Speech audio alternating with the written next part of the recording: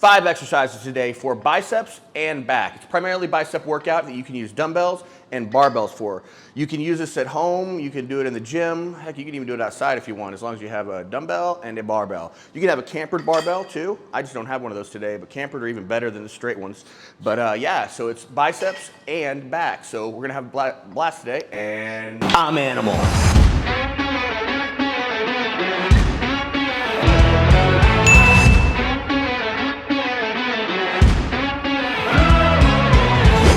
All right, so the first exercise here is gonna be, so we're gonna pre-fatigue basically, and it's gonna be dumbbell hammer curls. Now the tricky part on this exercise is making sure that you get the curl of it, right? You wanna get the curl. The biggest problem with the dumbbell, with the barbell, or excuse me, with the dumbbell curl, is a lot of people put a pressure on their forearms here, and they'll put all that pressure on that connective tissue here. And when you're doing the curl, most people would they'll just go straight and they'll put a ton of pressure. I actually had I tore one of my tendons doing this, basically, doing too many bicep curls when I was younger, and that's why I know about this. So we're gonna do a hammer curl as the first exercise here. And when you're doing it, you just wanna make sure that you're not extending straight out and locking. Number one, you don't wanna lock the joint.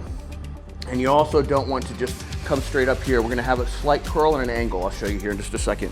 Now also, when you're standing, you wanna make sure that you're standing in neutral spinal position. You see all my videos, and that's the basis of all movement patterns, is you need to be strong in a stable, structured position.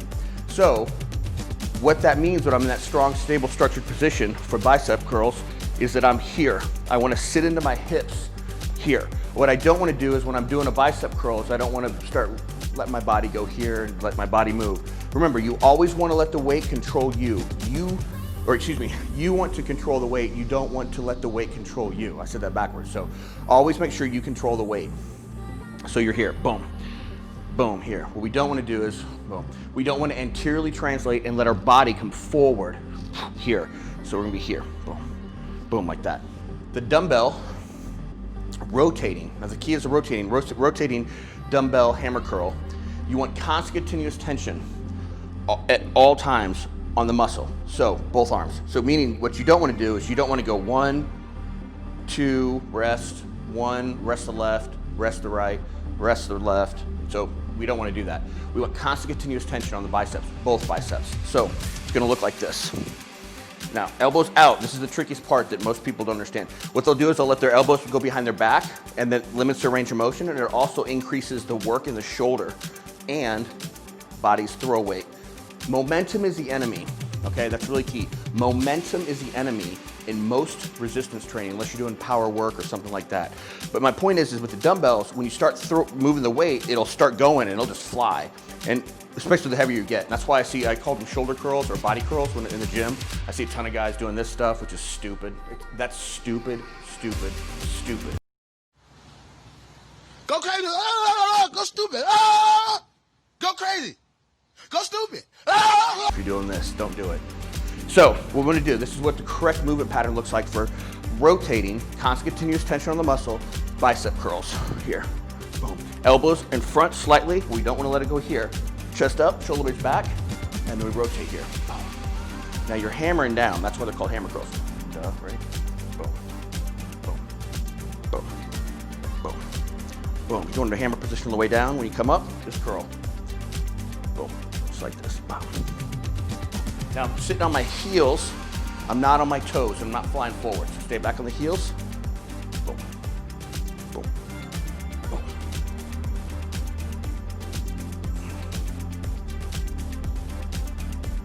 And that is dumbbell rotating hammer curls. Awesome. All right, exercise number 2 is barbell bent over rows. Now, you can use 2 grips on this. You can go pronated, overhand grip, which is the easiest one to do. You can do supinated grip. That's gonna focus more on the biceps, right?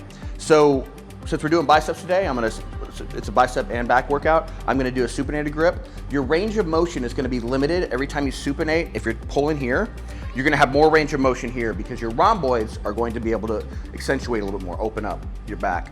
You're gonna pull more. So you need a little bit, like, I don't know, maybe half an inch to an inch less range of motion here.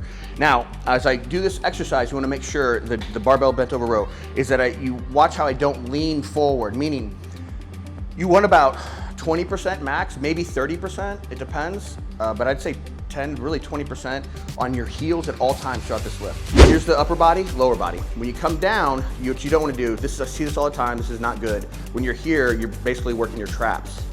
The prime mover in this exercise is going to be your rhomboids number 1 and your lats number 2. You are going to work your traps because your traps are actually a huge muscular complex, but that's not the prime mover. But if the higher you go, upper body, this is your waist here, the higher you go, the more traps you're going to utilize, and we don't want to do that. So we want to be as low as we can. Now, to protect our back, you need to make sure you have that anterior pelvic tilt, and you're here, right? You bend and your butt goes back and up. You don't want just going to bend. We don't want to just bend at the waist like flat here, like that. Basically, we don't want a 90-degree angle where it's just boom, like that on the back. You want to have a slight angle up. So you want about, I don't know, 10 to 15 degrees up from 90. Just 100, 115 maybe 120 here. This.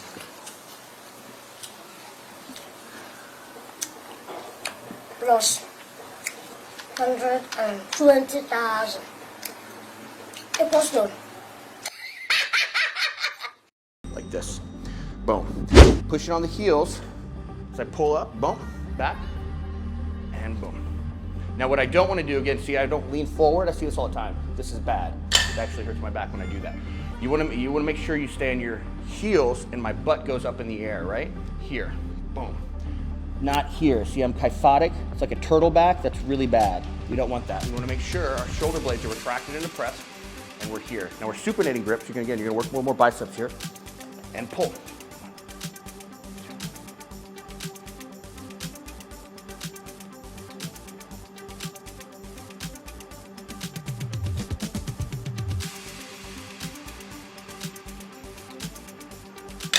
You see how smooth that was? Right, we don't want to bounce it. We don't want to let our weight pull forward and all sorts of stuff. Bombastic, really fantastic. Touch me on me box, she says I'm Mr. Row. Nope. So smooth motion, try and get as much range of motion as possible and pull.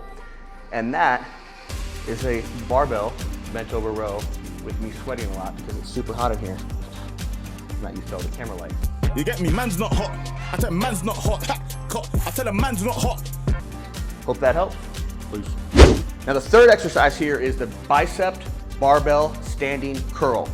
Now again, with every bicep pull, curl, whatever, so you have to pull ultimately, you don't want to let your body fling, right? You don't want to let your body move. You want to control the weight. You don't want to let the weight control you. This is super important when it comes to biceps, especially with the barbell. Because when you're doing the barbell, you're going to curl and your body's going to want to even more because you don't have that. It's because it's symmetrical, basically. You have both sides coming up at the same time. Now, so what we're going to do is we're going to do same stuff we were doing before, meaning that we want to stay on our heels. You want about 70-80% of pressure on your heels at all times. Knees always bent. Not a lot, I'd say like a small angle. It's close to being locked, but just a small angle. Enough to let the blood flow through, and enough to let your body sit on your hips, sit back. We don't want to let our body shoot forward, right? Now, when I'm curling, see where my elbows are at? Here. Where they're not at is here. You limit the range of motion here, and you'll eventually, guaranteed, if you have your elbows back like this, you're going to end up doing this. It's just inevitable if you have heavier weight. These are 22 pounds on each. It's not really heavy. These are 10 kilos. But still, when you get fatigued, your body's gonna end up, if your elbows are back, they're gonna end up throwing the weight. So keep the elbows forward and curl. Barbell, bicep curl.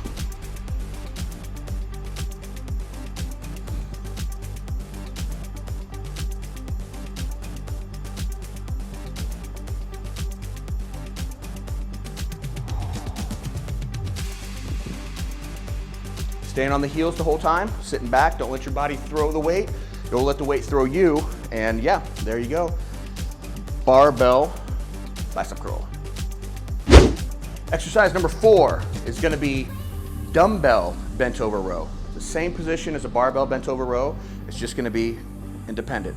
Now, what we wanna do is we wanna make sure we have uniform movement, not this or any of that crap, right? We wanna make sure we stay here. Same position, right? We want a slight angle up where our butt needs that scoop in the back, that anterior pelvic tilt. Boom, comes back here. Putting the stabilization happens in your butt, your glutes. It does not happen in your low back. Your low back should not have, there's no muscle back there, it's all fascia. We don't want pressure on that low back. We want the glutes, the basement of your back, to stabilize and hold and cinch in. That's why you want to have that anterior pelvic tilt, a little scoop in the back, right? A little bump in the back here. Same position in terms of movement. I'm gonna be bent over and then I'm just gonna be rowing. But now the key is, as always, make sure I don't travel forward on my toes and I'm not bouncing and I'm not swinging. Every time you use a dumbbell to lift, you have more of a chance of inertia taking over the movement. This happens here very easily. It actually, the bent over barbell and dumbbell row can happen very easily because people just kind of start to bounce it, especially the heavier it gets.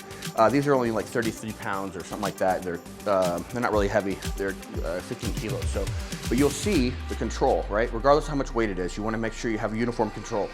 And here is a dumbbell bent over row. Just up, shoulder blades back. Then I'm gonna bend over here. Tom, follow.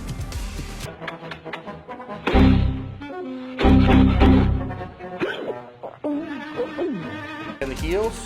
Now your feet, you notice I'm in neutral grip at shoulder width. You wanna come in a little bit more than shoulder width here. So it'll get you range of motion, allows you to, if you come out too far with your feet, you're gonna end up, right? It'll push your shoulders out. So we can come here, butt up, stabilize with your hamstrings and glutes, and pull. Squeeze your shoulder blades together as you do this. Prime movers are rhomboids, lats, and secondary are traps, and biceps too. And that is a dumbbell bent over row. Hope that helps. Peace. All right, so the 5th exercise here is gonna be the preacher curl with a dumbbell. Now, there's 2 ways to do this. You can do it with a hammer curl, but you're gonna get a little more range of motion if you just do it in a straight supinated grip. Supinated grip is here, when you're holding a bowl of soup or something, that's supination. This is pronation, your grip, pronation. This is neutral grip, just to give you a heads up. Now, the key is on this, to get the most range of motion for the preacher curl, we're going to use, and again, this is a bench. You could have one at home. If you don't have one of these at home, you can literally use a chair. Even if the chair is straight up, it doesn't matter. But since I'm here with the bench, I'm gonna go a little bit lower. So here, boom, you wanna let your arm. Now the key on this is not to lean forward. Man, I see this all the time. They'll lean and look, right? And they'll pop and they'll bounce and all that stuff. You want no movement in the lower part of your torso at all. The only movement you want is the dumbbell moving up and down, and you want your bicep to be isolated. So, dumbbell preacher curl. So this is again the supination grip. You're going to get more range of motion. Now you don't want to lock out. You actually can't really lock out here. But this is the tricky part. Remember, I said earlier, you want to make sure when you're doing curls, you don't put too much pressure on the connective tissue on both sides, right? And a lot of guys, especially if I've trained a ton of engineers. I worked in the Bay Area and personal trained, worked with a lot of engineers who spent hours and like 10, 20 hours, not 20, 10 to 15 hours on a computer. So what they would do is they would have their whole arms are all jacked up just because they're sitting on a computer, even if they had the cool little thing. My point is that we want to make sure that we keep the pressure off of here in that connective tissue. And you do that by not coming out all the way. You want to, oh, there you go. See the difference? Just slightly, not locked, almost, if you can't, there you go. See, it decreases the pressure on the bicep. That's bad. We want the muscle to keep the weight. Boom, the pressure here. So this is what a preacher curl, the dumbbell looks like. It isn't real heavy, this is like 22 pounds. So that's the thing, you don't need a lot of weight with this. If you're doing a preacher curl with like 50 or 60 pounds, then you're Ronnie Coleman, because that's crazy. I mean, 30, 35, that might be the max. But I can already feel it. Woo! Right in there, that bicep. Pull. Now, twice as slow on the way down. 1 count on the way up. You can go 2-2. 1-2, 1-2, whatever. I'm gonna switch arms. Do the other arm here. So you can see in the side view here. Now remember, we don't want to lean forward. We want to sit back and curl.